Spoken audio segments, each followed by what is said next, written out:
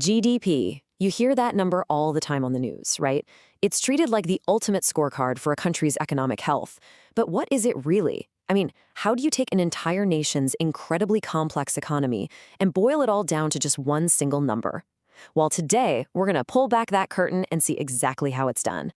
And that really is the big question, isn't it? How do you put a price tag on everything? We're talking about everything from your morning coffee to a brand new aircraft carrier. It seems impossible, but the most common answer, and the one we're going to unpack, is the gross domestic product, or GDP. So here's our game plan. First, we'll nail down the basic definition of GDP. Then we'll get into a big problem, how rising prices, inflation, can mess with the numbers.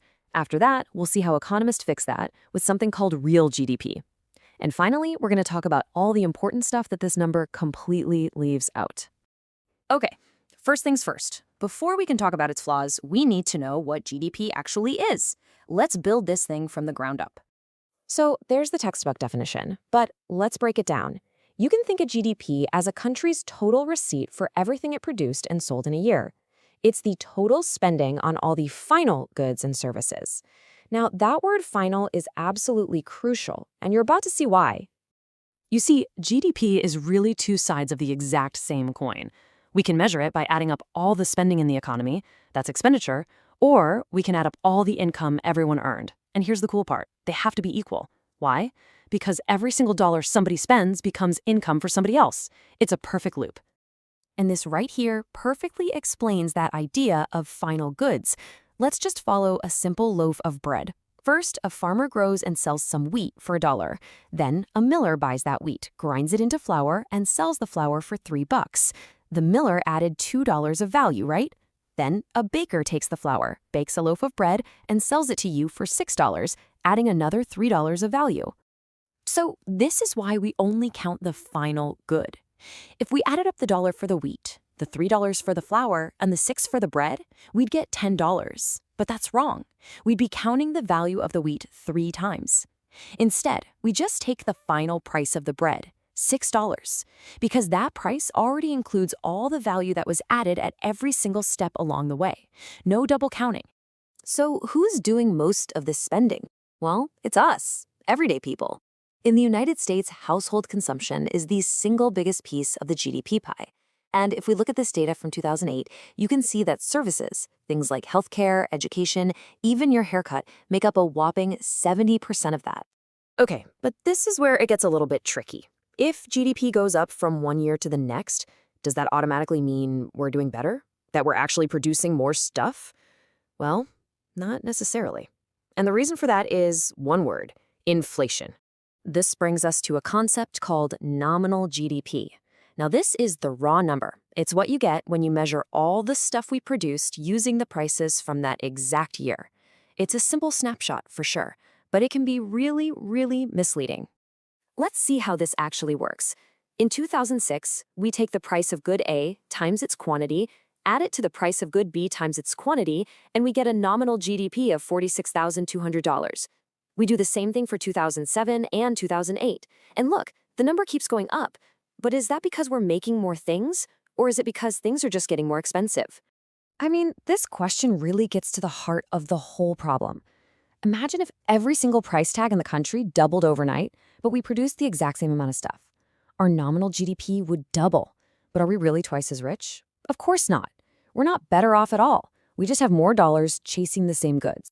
So to get a real, honest sense of economic growth, we have to somehow strip out the effect of those changing prices. And to do that, economists use a much smarter, much more powerful measure. It's called real GDP. And here's the solution. With real GDP, instead of using current prices each year, we pick one year to be our base year. Then, we use those constant base year prices to value what we produce in all the other years. By doing this, we can isolate the change in the actual quantity of stuff being made. It's basically GDP with the effects of inflation taken out. Now let's look at that same data, but this time we'll calculate real GDP using 2006 as our base year. So for 2007, we take the 2007 quantities, but we multiply them by the 2006 prices. We do the exact same thing for 2008. Now look at the results. The growth is still there, but it's much more modest. This is a much more accurate picture of how much the economy actually grew. So here's the bottom line. Nominal GDP can go up because prices went up or because we made more stuff. It can be fooled by inflation. But real GDP can't. It only goes up if the quantity of goods and services goes up. That's why whenever you hear the news talking about economic growth, they are almost always talking about the change in real GDP. But, and this is a big but, here's the final twist in the story. Even our hero, real GDP, isn't a perfect measure of how well a country is doing. It actually has some major blind spots. I mean, just think about it. GDP doesn't count the value of cooking a meal for your family at home, but it does count it if you buy a frozen pizza. It completely misses the underground economy, all those cash jobs that go unreported. And even more importantly, it says absolutely nothing about our health, our happiness, how much free time we have, the quality of our environment, or even how fair and just our society is. So where does all this leave us? Well, it's really important to see GDP for what it is. It's an incredibly powerful tool for one specific job, measuring economic activity, but it is not the ultimate measure of a nation's success. You know, we often use GDP per person as a shorthand for how prosperous a country is. But as this quote points out, it's just an average, and an average can hide a lot. It tells you nothing about how the economic pie is actually sliced up. You can have a really high average GDP, but that could mean a few people are unbelievably wealthy while a whole lot of others are struggling. Ultimately, GDP is a fantastic, essential tool for measuring the size of an economy and how much it's growing. No doubt about it. But as we've seen, it was never designed to be a measure of happiness or well-being. And that leaves us with a really important final thought. If we're only ever focused on making this one number go up, what truly valuable things might we be leaving behind?